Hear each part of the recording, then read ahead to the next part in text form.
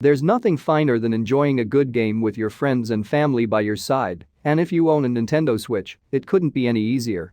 Thanks to the revolutionary Joy-Con controllers, you can enjoy playing plenty of Switch games in co-op without even needing to buy an additional controller. In this video, I will show you some best couch co-op games on Nintendo Switch. But before we start this video, please subscribe to my channel Games Puff and press the bell icon for more gaming videos. So without any further ado, let's start this video. The first game of this video is Rogue Heroes Ruins of Tasos. Remember A Link to the Past? Sure you do, one of the best Zelda games ever made. Well, Rogue Heroes Ruins of Tasos reeks of A Link to the Past in the best way possible. But it has one nifty trick up its sleeve: it's a co-op multiplayer game. Just like A Link to the Past, you set out on a journey to save the world. But here, you can be accompanied by up to 3 friends. It's rare we see this type of game in co-op form, but it really works.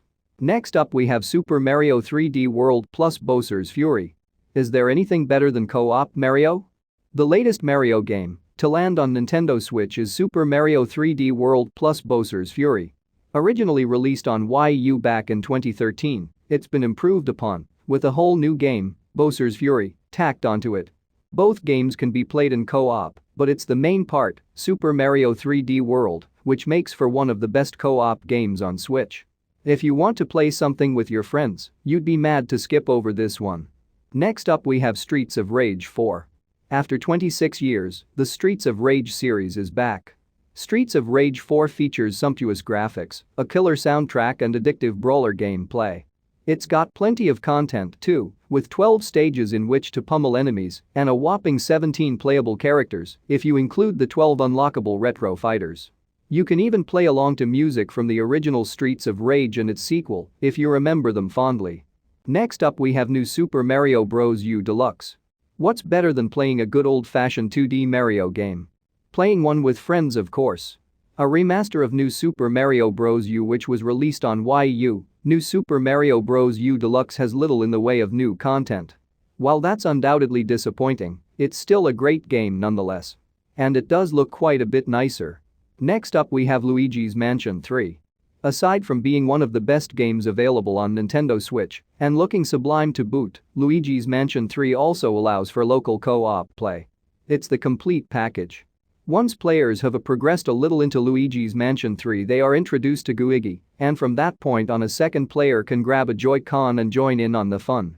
The person playing as Luigi will find that they have all the same abilities as Luigi has, but can also access new areas thanks to being impervious to certain traps. That's the benefit of being Goo. Next up we have Minecraft Dungeons. Adore Minecraft? Love dungeon crawlers? Minecraft Dungeons is the game for you. It's definitely one of the best couch co-op games on Switch. Tasking you with taking down the nefarious arch-illager, Minecraft Dungeons has you making your way through numerous dungeons. There are monsters to defeat, switches to pull, and mountains of loot to be discovered. It's basically my first Diablo. Next up we have Moving Out.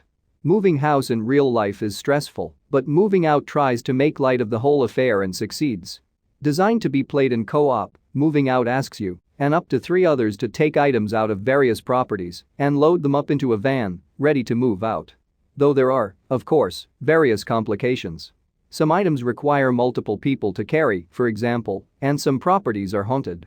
You'll need to act fast too if you want to get the best ratings. And you can return to jobs to complete bonus objectives. Next up we have Darksiders Genesis. It may look like Diablo, but Darksiders Genesis is actually a Darksiders game through and through, albeit one you can play in local or online co-op. Mission-based, you can set up a local co-op game via the game's hub, in which you can also chat with series stalwart Vulgrim and purchase upgrades.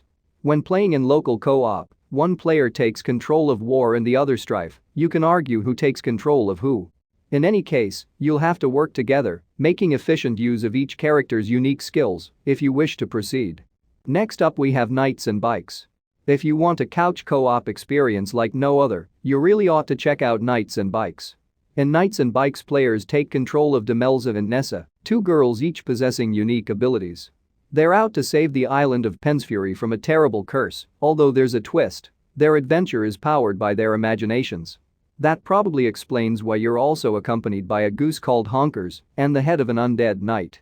The last game of this video is heaveho.